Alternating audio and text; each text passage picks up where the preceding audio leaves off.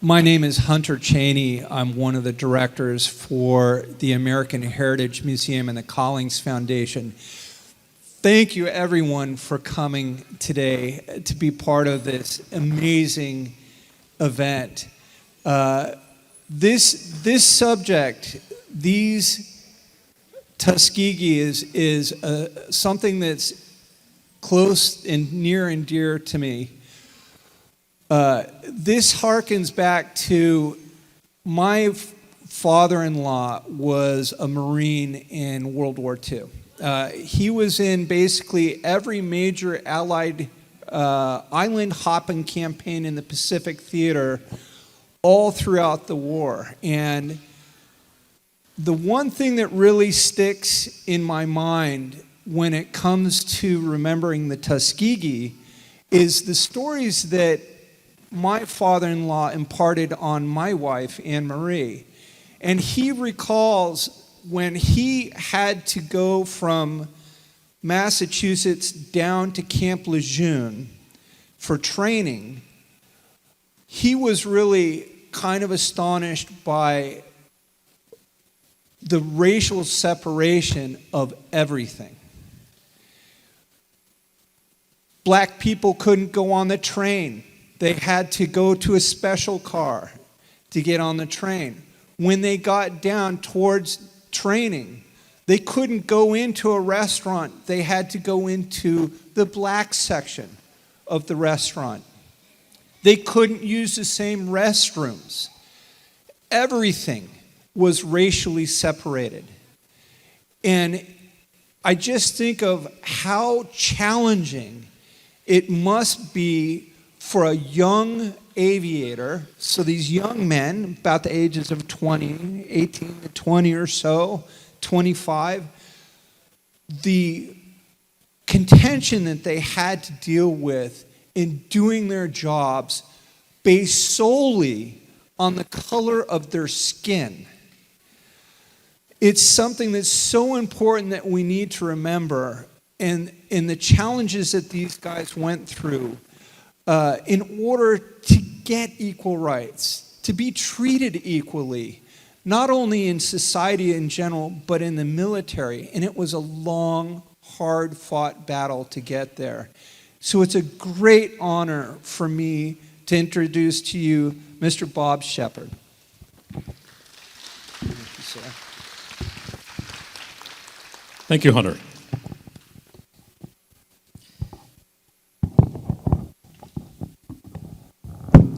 Pleasure to be here, and good to see such a good turnout of folks.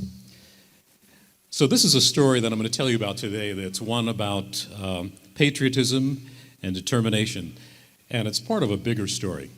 I don't get to do this very often, but one of the things that I hear quite often from folks when we do go out to talk to folks about the Tuskegee Airmen, the big question is, I just read in the newspaper, or I saw something on social media that the last Tuskegee Airman just passed away. And there's a lot of misinformation about that. The picture on the left is a gentleman who grew up in the Boston area. His name is Daniel Keel. And that's a picture that I saw featured very prominently this summer of Daniel Keel. And that's a picture taken in Vatican Square about the time the Pope died. Daniel is 100 years old. I've known him for about 20 years, and we've lost track of him over the last few years as he moved to Florida to live with family. Daniel was in the second year of college when he signed up with what became known now as the Tuskegee Airmen. And he trained and became a bomber pilot, never went overseas. But Daniel, at age 100, was one of the only Tuskegee Airmen who was in good enough health this summer to be able to travel over to Europe and to take part in a number of activities in Italy, celebrating or acknowledging the 80th anniversary of the end of the war. He's a great guy, and I'll tell you a little bit more about him and some of the other Tuskegee Airmen who have connections to the New England area as my story. But it's part of a bigger story that isn't in a lot of history books, and it's a reminder that blacks have served in every major conflict on this continent, from the Revolutionary War through the Civil War, World War I, World War II, and the Spanish-American War as well. Theirs is not the only bit of hidden history that doesn't get told very much. Included are the Women Air Force Service Pilots, or WASPs, and the Navajo Code Talkers. And it's a reminder that, as Hunter kind of set the scene in the introduction, that back in 1925 there was a Department of War study that called Negroes a subspecies and said they were unworthy of officer training, weak in character, and mentally inferior. But people like my dad didn't want any special treatment. They wanted to be able to have the right to fight. They wanted to prove that they had what it takes to fly and maintain high-performance military aircraft, to prove that they were prepared to engage the enemy and come out on top during a global conflict. So I'm going to provide some background on the people who came to be known as the Tuskegee Airmen, the first colored U.S. military aviators. I'll show a portion of a documentary that we made on my dad's experiences, where he reflects on his training in Alabama near the college to which they've become linked. And that's a picture of Tuskegee Army Airfield and a museum that's been set up on site. We'll talk about some of the myths of the Red Tails. That's a nickname that stuck after they were assigned crimson paint to signify their aircraft, to be able to tell one squadron from another, and also to avoid friendly fire. By the way, that term, the Tuskegee Airmen, is not an official term. It's something that was created in the media somewhere along the line to describe the all-Negro unit that served first in North Africa and then Italy from 1943 until the end of the war when the Germans surrendered. While Hollywood tends to glorify the pilots, the Tuskegee Airmen really describes thousands of black men and women who served in a variety of roles in the Army Air Force. And while most often they're portrayed alongside a P-51 Mustang, they flew a variety of aircraft, including bombers. Although my presentation today is really going to focus in on the four squadrons, the 99th, 100th, the 301st, the 300th and 301st squadrons as well. And one of the other gentlemen that I should mention very quickly is in that picture in the front, the group of men, is a gentleman who grew up in Portsmouth, New Hampshire, and ended up being drafted into a program. As the war began, the U.S. had something like 75 meteorologists or weather forecasters. And looking ahead, they kind of estimated there was going to be a conflict and we'd be fighting in the Pacific and in Europe as well. And they anticipated that they were going to need 10,000 weather forecasters. So they put together a program at a number of top colleges around the country, including MIT, and looked for people who were in the top graduating class in various science programs. And they had to take a test and qualify for this program. And this gentleman, whose name is Sam Reed, had graduated at the top of his class at the University of New Hampshire. And he went to the program through UNH and then was sent to Tuskegee, where he set up the meteorology department and trained weather forecasters, probably 150, 200 gentlemen who served in Italy with my dad as well. So, and afterwards, hopefully we'll have some time. We can talk about some questions as well. So over the last 3 decades, I was very fortunate to be able to travel with my dad to a number of events, Tuskegee annual conventions every summer, to special naming ceremonies for gentlemen that served with him, and then sadly to more and more funerals of the black pilots who broke the color barrier in the military and public service and in the corporate world as well. One of the things that we both did was we volunteered with a squadron of the Commemorative Air Force, the Red Tail Squadron out of Minnesota, that maintains that P-51 Mustang. In fact, they were in Manchester, New Hampshire about a month or so ago. And that trailer folds out into a movie theater. And they show 2 short documentaries, one on the Tuskegee Airmen and one on the Women Air Service Pilots as well. And we've traveled to air shows and events around the country in support of their educational effort. They encourage young people to consider careers in the STEM fields as well. A few summers ago, I got to spend some time in Oshkosh with 5 surviving Tuskegee pilots, including this gentleman, Charles McGee, who passed away in 2022. And right up until the end, he was very active on the speaking circuit. He lived to be 102 years old. And I'll tell you a little bit more about him later on in the presentation. Now, throughout this talk, you're going to notice that I may use different terms to describe race. As my father said, his birth certificate listed him as colored. His service record listed him as a Negro. During his career with the Federal Aviation Administration, he was referred to as black.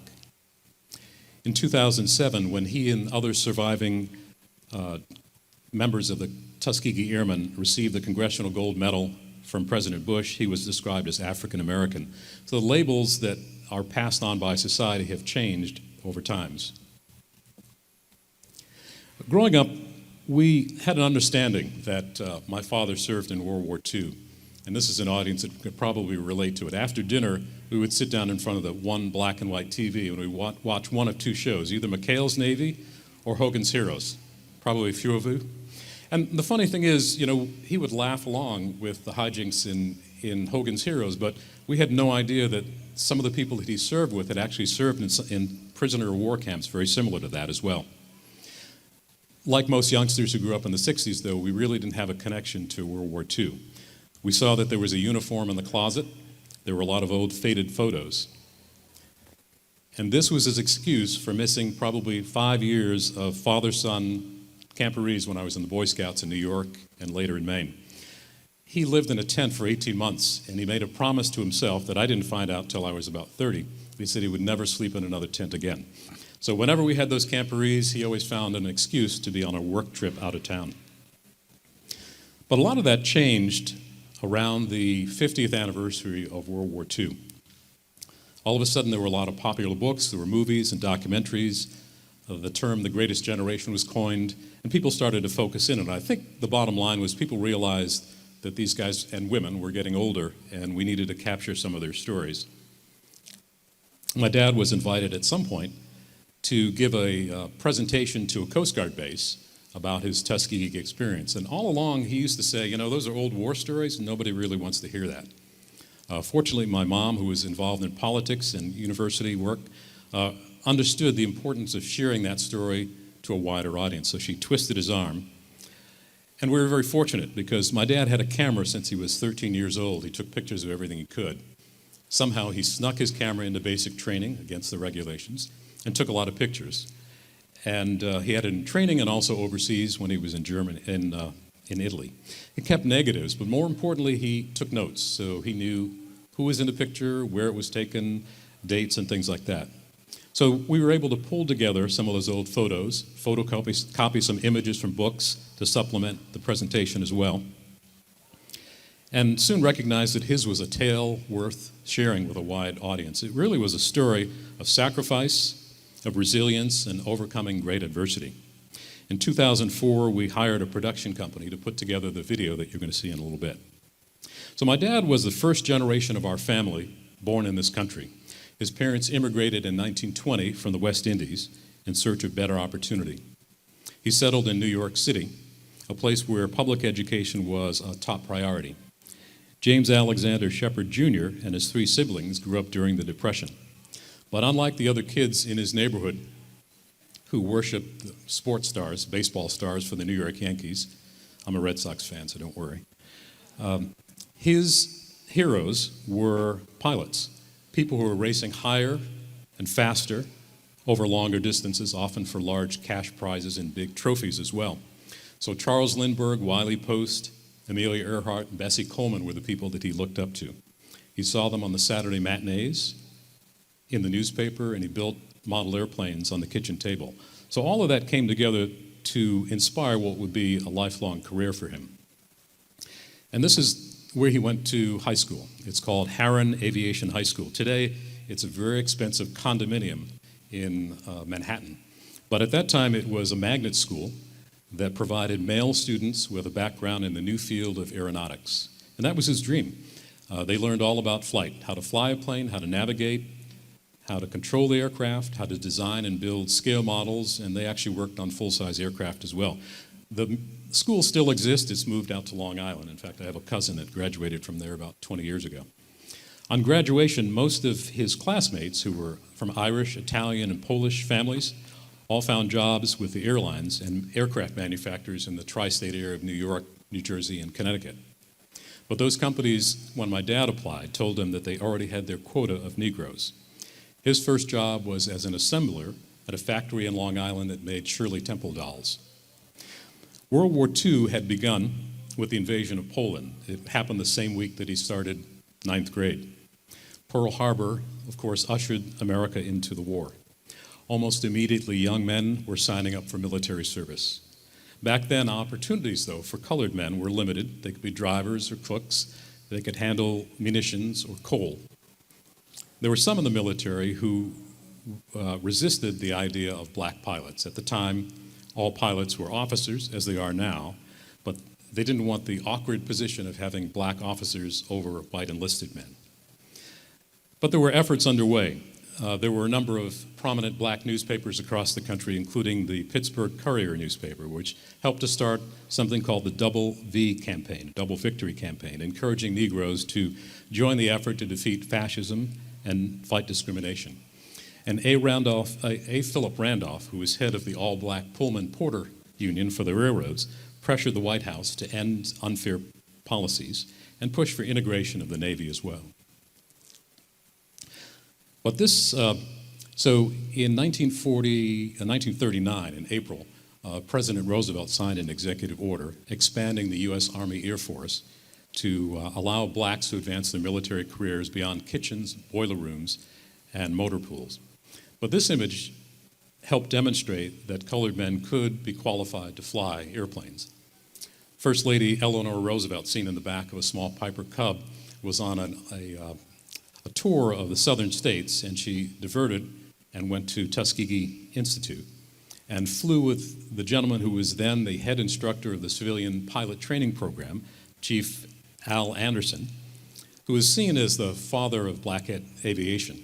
And she went up for a flight with him. And this picture appeared in newspapers from coast to coast, and it really helped to win public acceptance. Well, at least move the needle a little bit. So my dad was in the right place at the right time. Everything had sort of been seated in the right direction. And he enlisted to try to follow his dream, to join the war effort. Now, with any luck, we'll get to hear a little bit of the story in his own words here.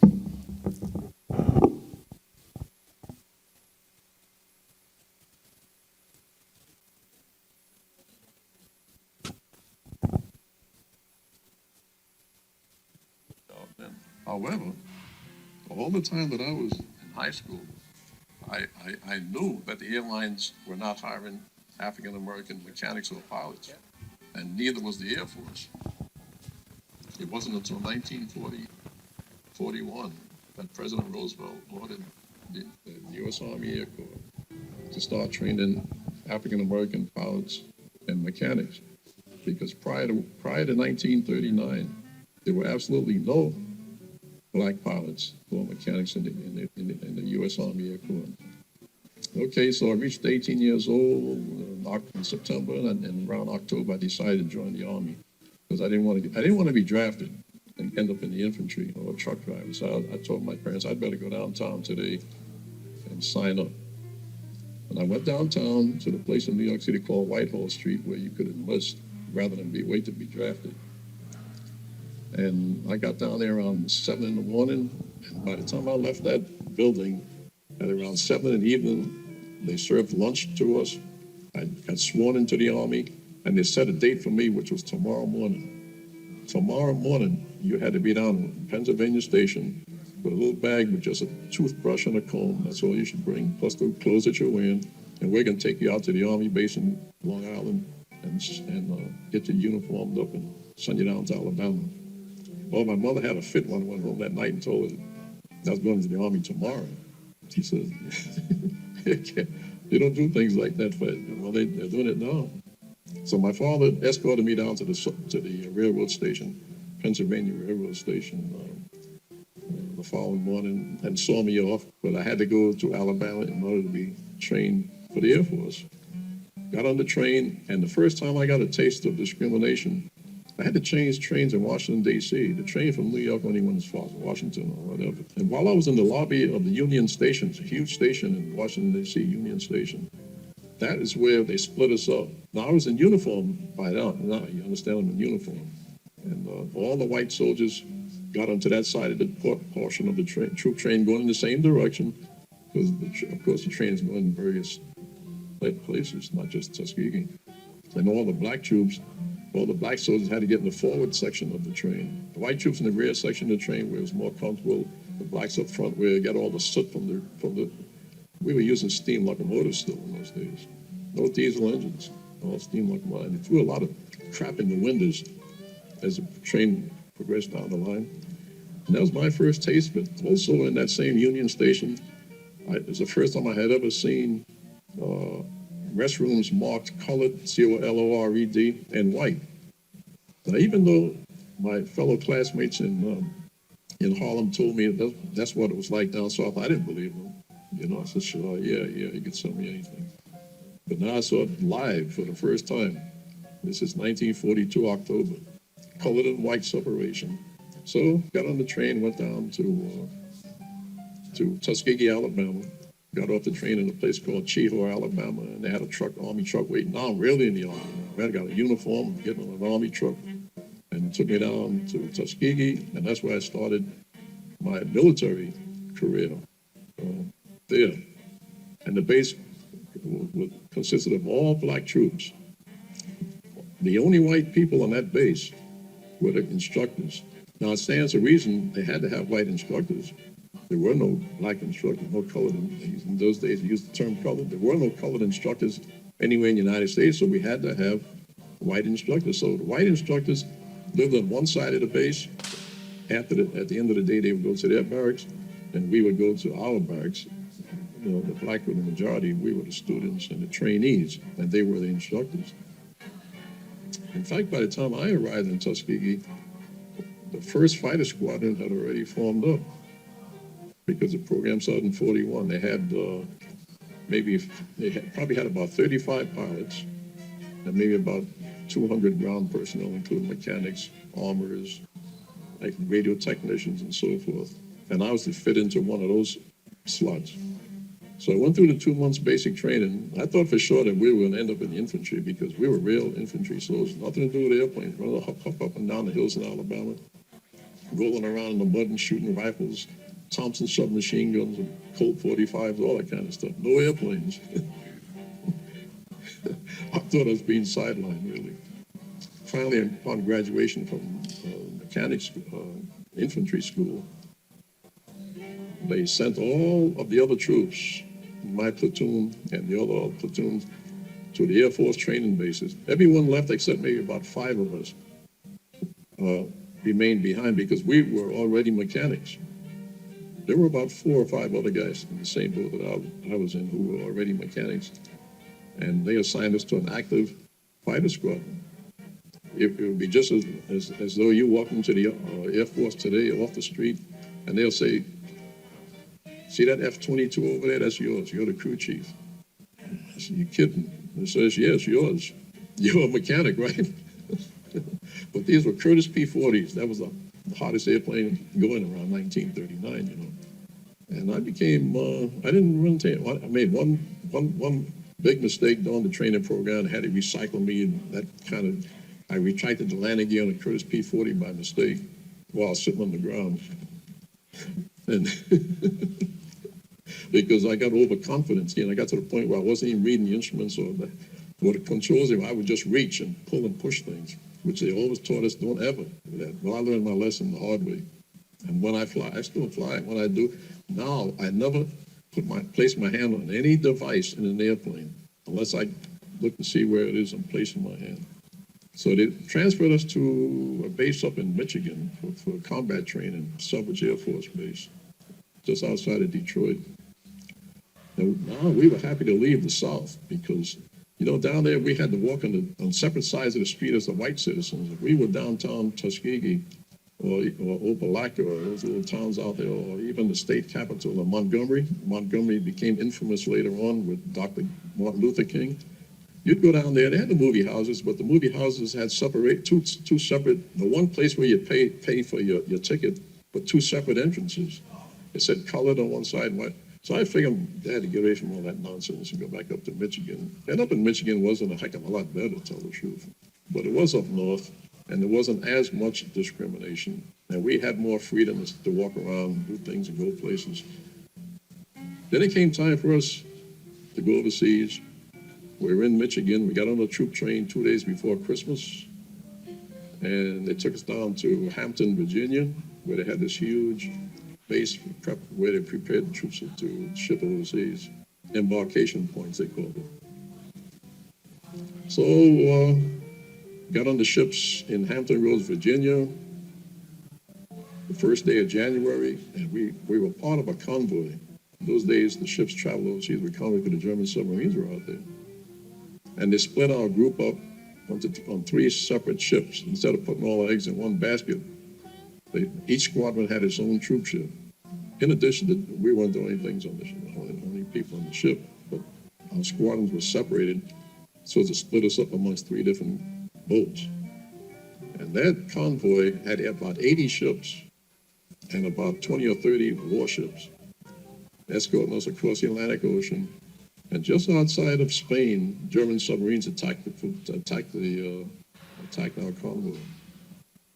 And the Navy, U.S. Navy really put on a show for us. They had everything, black smoke on the water. They were throwing depth charges all over the place, and they were shooting. Those little destroyers were like Harley Davidsons running through the convoy. Really, those things put on a show for us. And there, for the first time since we joined the Army, we realized that we were in a real, honest to goodness war, and people were trying to hurt us, Everybody's attitude changed that day. And these guys are really out to hurt us, to kill us. Anyway, my ship landed in Italy, southern Italy, and we disembarked, no problem or anything. But they assigned us to an air base in Italy that was held was being operated by the Royal Air Force, so we get out the feel of things, just for the first 2 or 3 on us.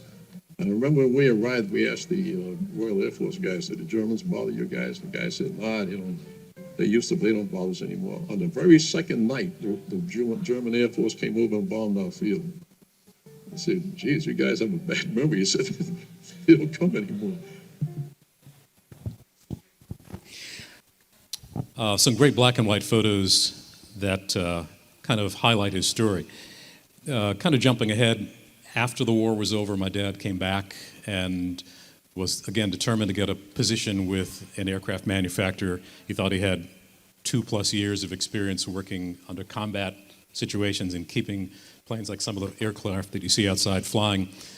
But he wasn't able to find anything other than a full-time job with the U.S. Postal Service, filling mail slots in a postal office in New York for a while, and then he had a route. His route was one building.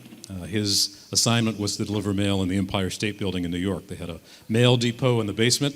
He would load up his bag, ride the elevator up, do 3 floors, ride it back down, and continue doing it all day. So it was kind of an interesting job. But all along, he continued applying for jobs with aviation companies in the tri-state area, and finally wore somebody down at Lockheed Aviation Company out at Idlewild Airport, which is now Kennedy, at a maintenance facility that worked on Constellation aircraft, which is one of the aircraft that he saw in World War II. He started as a mechanic, worked his way up to a position of flight engineer, and then transferred over to the Federal Aviation Administration, which hired a lot of World War II veterans for various positions. He started as a mechanic, then worked in research and development at a facility they maintain outside Atlantic City, New Jersey, and then worked as a flight standards inspector here in New England, working with people like the Collins Foundation that were restoring old warbirds and keeping them flying. He retired. He was in the Air Force Reserve until the 1960s as well. I would accompany my dad to a lot of the presentations, and I drove him into the Boston area once, and I can't remember if it was a college, a university, or a large corporation that had him come in to give a presentation, but there was a guy in the front, African-American gentleman in the blue shirt there, who had a Tuskegee hat on, and my father was bothered. I could tell he kept looking at this guy, and when it was over, he went right over him and said, "Where did you get that hat?" And the guy whose name was Eugene Jackson, and turned out he's from Maine, grew up not too far from where my father was living at the time. He said, I'm a Tuskegee Airman. And he said, well, I've never seen you at any convention or any of the events. You're not a member of the 2 chapters in New England. You got to show me some proof. So this guy reached in his jacket and pulled out this picture, and he said, this is my proof. I was a Tuskegee Airman, and I was on an R&R trip to Rome in 1945. And that's me in the back row. I'm the third from the right. My dad reaches into he had a suitcase with huge binders of old photos, and he said, well, that's me, the third guy from the left. So it turns out that they were on the same trip. They never met each other. Eugene Jackson was an electronics specialist, so he worked on communications equipment in airplanes and on the ground as well. Never got to meet each other, but they became fast friends afterwards. Eugene Jackson passed away about 10 years ago. So a lot of the photos that you see that were in the video that I wish you could have seen, because he's very animated and he really enjoyed talking about the story. We interviewed him for about 2.5 hours. So the video is 30 minutes. I was only going to show you about a 15-minute slug. But he really, he lightened up. He was in his 80s when we did this video, and he really came to life over the story. Some of the photos that we used are photos that he had. Some of them came from the National Archives and other sources. Back during that time, the Department of War hired professional photographers, people that worked for Life and Look magazine and Saturday Evening Review. And they went around to military bases to just capture everyday life overseas. In one of the pictures that we've got in the video, the gentleman in the center of that picture is the boxer Joe Louis. And he was there for an R&R trip when they were in Italy. And I think Lena Horne was also one of the visitors that they saw.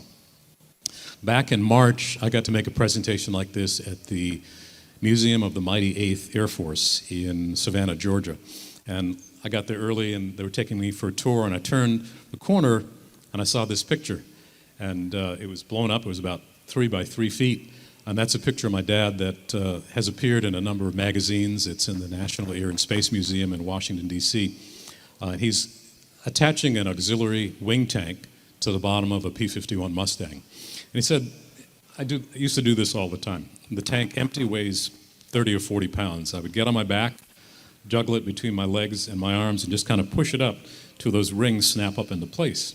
And then they fill it up with fuel. And those tanks, by the way, were made of paper mache because they drop them when they get into combat. And, metal and materials were scarce, so they couldn't afford to make metal and lose those tanks. So they made them out of another material. So they're paper mache, and they hold 75, 85 gallons. I can't remember the exact amount, but it allowed the bombers to fly longer missions so they could escort bombers into Austria and Germany during the war. And he was doing that for the photographer, and the guy said, I need a more action shot. So he rounded up these 2 other guys who my father had no idea who they were and took that picture. And I understand that we're very fortunate that we have so many pictures of my father, and really the written history. He was a note taker. I've got tons and tons of books and materials that he collected over the ages, which isn't true for a lot of World War II veterans. I've met so many people at various events who've said, my dad, my grandfather, my uncle was in World War II. He was a fighter pilot, or he was a bomber pilot, or a navigator, or a gunner, and they really don't have anything. They don't have pictures. They don't have a lot of information. They might know what squadron he's in, so they can do a little bit of research and figure out who it is. But it's kind of sad that a lot of people really don't have that background. One more picture of my dad wearing a flight jacket and a parachute. In the video that you didn't get to see, he talks a little bit about being co-located at one of the bases in Italy with a Royal Air Force, a British unit as well, and they were a bomber crew. And they had these Hudson bombers, which were used as reconnaissance planes. So they went up and took pictures and surveilled and went out over the coast in the Adriatic and sea and the like. And they would, from time to time, need mechanics to help get the planes ready for flight, but also they would need a flight engineer, somebody who was flying on board the aircraft and monitoring all the equipment and taking care of any in-flight emergencies. And so my dad got to fly on several occasions as a flight engineer for the Royal Air Force as well, and this is one of the occasions in that picture. So back to Tuskegee Airmen by the numbers. Among their ranks, the Tuskegee Airmen included 5 Haitian pilots, one from Trinidad in the West Indies, and another of Hispanic Latino heritage from the Dominican Republic. The first class of 13 pilots began in July of 1941, but only 5 men graduated that following March. The gentleman in the front with the smile is Lemuel Custis. Lemuel came from the Hartford, Connecticut area. I never got to meet him, met his daughter, and got to attend his funeral in Connecticut as well. He became the first African-American state trooper in Connecticut after he returned. But the guy in the back on the left-hand side with the stern look, kind of thin, he's the man. He is Benjamin O. Davis, Jr. He was a West Point graduate in 1936. Not the first black to graduate from West Point, but he was the only African American person who was there during his term. And he was the son of a general who served in the infantry, mostly down along the Southwest, sort of the leftover of the Buffalo Soldiers in that time. But a very unique story. When Benjamin O. Davis Jr. was at West Point for the 4 years that he attended the military academy, he was ostracized by his fellow students. He attended class, but he never got called on by his professors. He ate in the large dining hall, breakfast, lunch, and dinner, but instead of sitting at the long tables that they have even today, he was over in the corner at his own table by himself, where most of the other students at West Point had anywhere between 4 and 8 roommates. They basically reconverted a janitor's closet for Benjamin Davis, and that was his room during the 4 years he was there. But that kind of built his steely determination for the future. When the Tuskegee aviation experiment began, he transferred over from what he was doing, basically serving as a supply officer at bases in the South, and went to Tuskegee, earned his wings, and became the first colored commander of the 332nd as well. Later on, at some point, convinced the Pentagon brass that rather than harassing ship convoys and railroad trains and truck convoys, which is important, the Tuskegee Airmen should be using their high-performance aircraft that they had to protect bombers as well. And that's a picture of Benjamin O. Davis. He served in the Air Force for a number of years, a number of high-profile positions, and then headed up the DOT in the 1970s. So some of the aircraft that the 332nd Fighter Group, which was part of the 15th Air Force, flew various aircraft that were flown by American forces during the war. Some of the aircraft they flew came from other established units who were trading up to different aircraft, and some of them were factory fresh, literally right out of the crate. My dad told me about how they would unpack the pieces and parts of an aircraft and build it out in the field in rather primitive conditions. One of the many myths surrounding the Tuskegee Airmen is that they flew decrepit hand-me-downs, but that really wasn't the case. While often associated with the P-51 Mustang, which everybody likes, Tuskegee Airmen in the European theater flew 4 of the 5 high-performance aircraft that served in World War II, so everything but the P-38. So they started with the P-40 in the upper left-hand corner, the P-39, which is an unusual aircraft, in the upper right, which has a rear engine and an airplane door that had hinges on it. The bottom left-hand side is a P-47 Thunderbolt, which was my father's favorite aircraft, basically an engine with a plane built around it, and then the P-51 on the bottom right-hand side as well. There were 4 squadrons of bombers in the segregated 477th Bomber Group, men like Daniel Keel, who I mentioned at the beginning of the presentation, but the war ended before they could be sent overseas. Now, some of those men were involved in an incident at Freeman Field in the spring of 1945, a nonviolent protest challenging the policy that barred black pilots in the officers' club at that Indiana Air Base. It resulted in more than 100 men who were arrested, with letters of reprimand placed in their permanent military records, which stayed in place until President Clinton. Frequently, you'll also hear the claim that the 332nd Fighter Group never, large capital letters, big font, never lost a bomber under their protection in just shy of 179 escort missions that they flew. I think I had a junior high teacher that told me if you ever had a true and false question and it said always or never, you know which way to guess on that question. Usually I point people out who bring up that claim to a well-documented 2014 report by a U.S. Air Force researcher working with surviving documented original Tuskegee Airmen, people like my dad who were there, found that lofty claim was in fact false. They used official records to prove their point. In the skies over Europe, other fighter groups in the 15th Air Force flying escorts suffered the loss of an average of 46 bombers. Keep in mind that each of those aircraft, like the B-17s, carried a crew of 10 people. The Tuskegee Airmen lost 27 of the escorts during the time they were flying fighter missions. So it's safe to say that they lost a significantly lower number than other squadrons at the time. Tuskegee Airmen, and that's a clip from the Red Tails movie. Stick with the bombers was one of the orders that was heard in that film by George Lucas. In reality, it was pretty much standard procedure for other U.S. Air Force, Army Air Force units flying out of Italy at the time. There are some claims, too, that the military withheld honors to 332nd pilots because of their race. The fighter group had several pilots who had come very close to making ace officially during the time of the war, credited for shooting down at least 5 enemy aircraft in aerial combat. That same report that I mentioned included a deep dive into official military records that still exist, including images from onboard cameras. There were several pilots who each scored 4 kills, and one of which I'll tell you a little bit about later, who was given that designation later on. There are a couple of reasons, though, that there were fewer aces. And the bottom line is really that they had less experience against enemy aircraft. By the time the Tuskegee Airmen shifted over to escorting B-17s and B-25s, the effectiveness of the German Luftwaffe had been significantly reduced, both in number and experience. So basically, they were flying against less aggressive opponents. In fact, the Tuskegee Airmen encountered enemy aircraft in only 35 of 179 escort missions that they flew.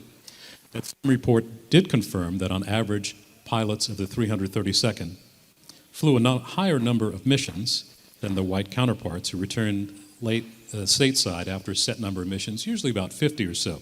There were a number of Tuskegee pilots who flew easily 3 times that figure. Now, it is true that on a single day in March of 1945, 3 Tuskegee pilots each shot down one of the world's first jet fighters. And you're going to be hearing, hopefully, a presentation a little later this afternoon. I'm looking forward to that. Terry, thanks for making that possible.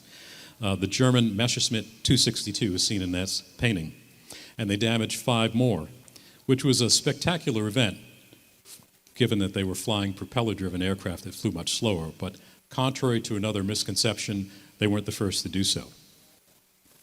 Now, I hate to repeat photos in my presentation, but this one bears note. These are 5 men that I had an opportunity to meet, very fortunate to have done so. And the first gentleman, who is accepting the award from President Bush, is somebody that you may hear a little bit about later on, Captain Roscoe Lee Brown. He was the first pilot, black pilot, credited with shooting down the ME-262. Really nice guy. He came back after the war, became a professor at New York University, and then went on to become president of the Bronx Community College as well. The next gentleman, how many people saw Masters of the Air on Apple TV? So this is Lieutenant Colonel Alexander Jefferson, and he's portrayed by one of the actors in that movie. He's the great-grandson of an enslaved woman, a grandfather who helped to found what is now Morehouse College in Atlanta. Alexander Jefferson was shot down on his 19th mission while strafing a radar installation in southern France. And he ended up being taken to Stalag Luft 3 and then number 7. And in that movie, the actor that portrays him is sort of a bookish guy who spends most of his time in the prisoner of war camp library, and he's drawing maps and pictures and documents. He's actually written a book on it that has copies of a lot of that information as well. Really interesting guy, became an instructor pilot after the war, and then had a 30-year career in the Detroit Public Schools. Passed away in 2022 at the age of 100. The next gentleman, the floating head, is Lieutenant Colonel Lee Archer. I wish I had a better picture of him. He was credited after the war, in fact about 10 years ago, with 5 aerial victories. And he's one of 4 Tuskegee pilots who scored 3 kills in a single day. He served a career with the U.S. Air Force and then went to college, earned an MBA, and had a very successful business career as an entrepreneur and an investment manager.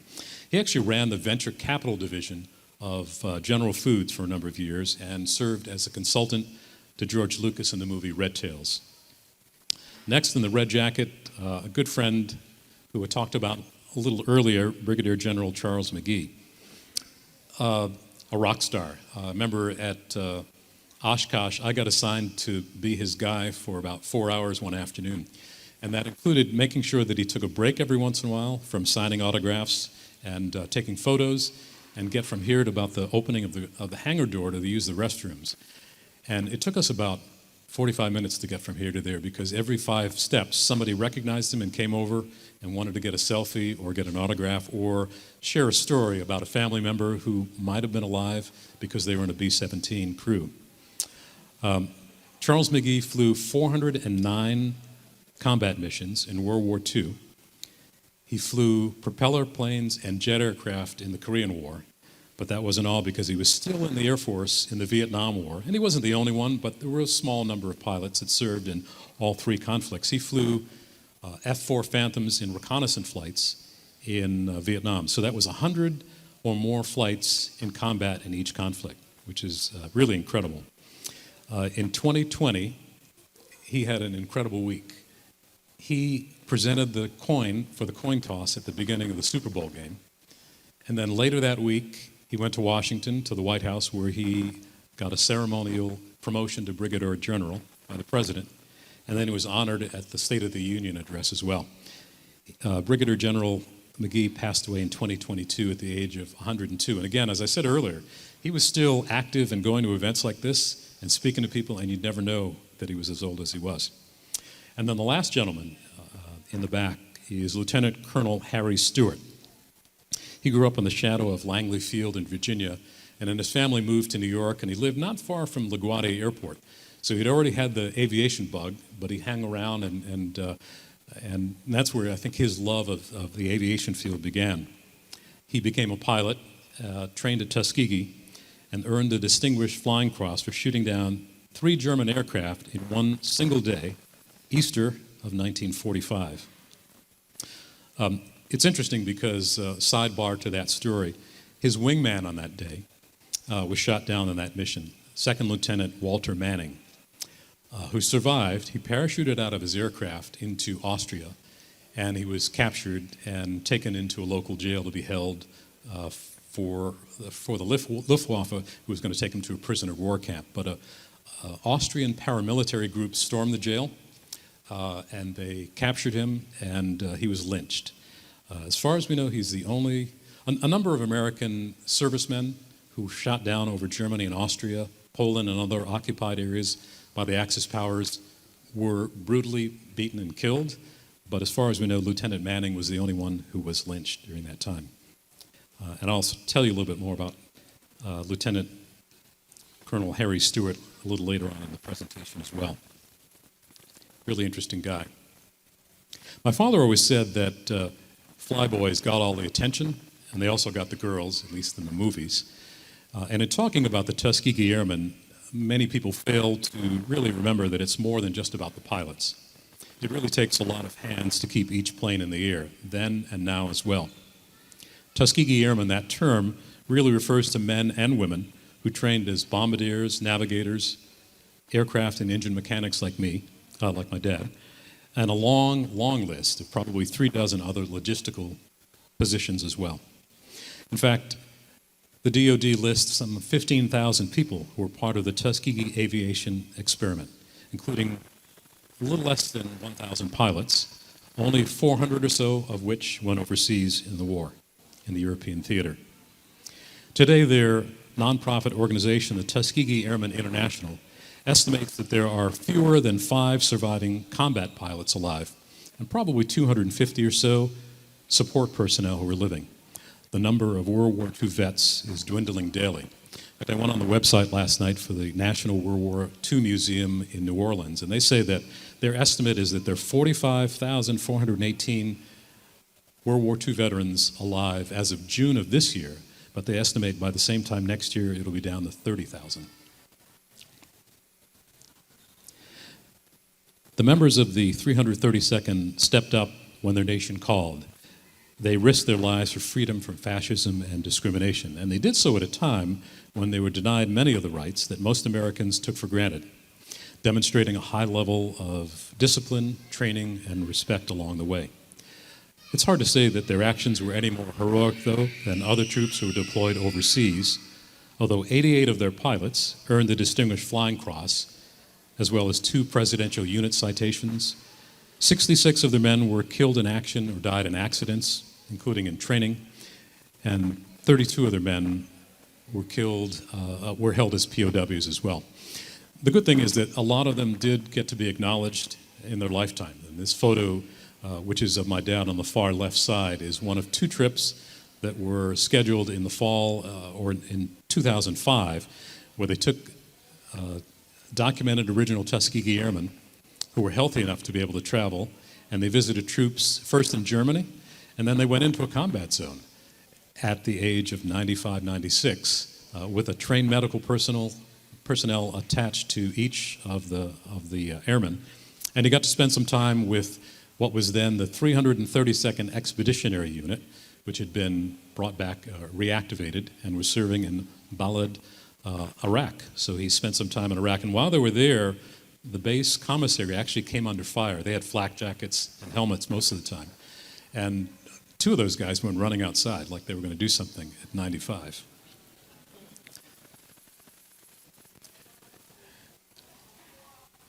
So it's safe to say that the Tuskegee Airmen really fought two wars, one with the Axis powers and one against racism. They flew a total of 3,000 missions during the time they were overseas in North Africa and in Italy. That was despite having to overcome negative attitudes in the form of that 1925 report that said that they were inferior to their white counterparts.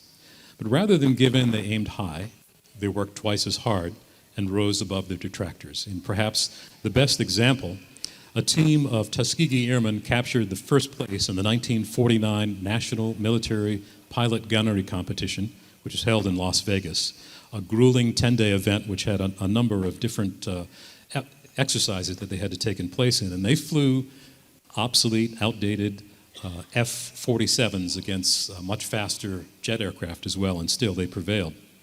Yet that's another story that's left out of most history books. In fact, that engraved trophy that's sitting on the table in front of the gentleman there was missing for almost 50 years. The good news is that it's now on display at the Museum of the U.S. Air Force at Wright-Patterson Air Force Base in Ohio. Now, in June of 2023, as part of a Red Tail Squadron event in Hartford, Connecticut that I attended, I got to spend some time with two of the pilots in the last photo, James Harvey and Harvey Stewart.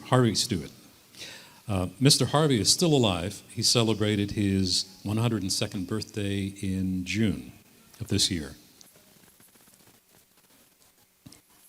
Tuskegee Airmen helped to open the door for an integrated U.S. military, which happened in 1946, which was 2 decades before that occurred in general society with the Civil Rights Act. They had a vision of a nation in which all Americans, irrespective of their background, their race, their color, or their creed, could work to fight for a common good against a common enemy. And they inspired a next generation of leaders as well. People like Colin Powell, former chair of the Joint Chief of Staff, C.Q. Brown, seen here at the Oshkosh Air Show, the U.S. Air Force Chief of Staff at that time, who became the first African American to lead a military branch and then became the 21st chair of the Joint Chief of Staff, all readily admit that they stand on the shoulders of the Tuskegee Airmen and that their accomplishments encourage them to rise above. As I got to travel with my dad and some of the other surviving members of the Tuskegee Airmen, I was always impressed in airports as we were waiting to get picked up or waiting for our luggage to see pilots of all races, male and female, military and civilian, who would go out of their way to show their gratitude. In a crowded airport terminal, they would literally drop their bags and come running over like school kids and asking for autographs or taking selfies, and thanking them for their commitment and their service and for inspiring them to reach their full potential. And it's a reminder that through hard work, determination, and resilience, you can really overcome just about any obstacle in front of you. And it's a lesson that was passed down by people like my father, James Sheppard. So I want to thank you all and apologize for the technical difficulties with a little bit of video that we're going to show. I'll hang around. If anybody has any questions, I'll be here for a little bit. And I want to thank you for allowing me to share the story of my father.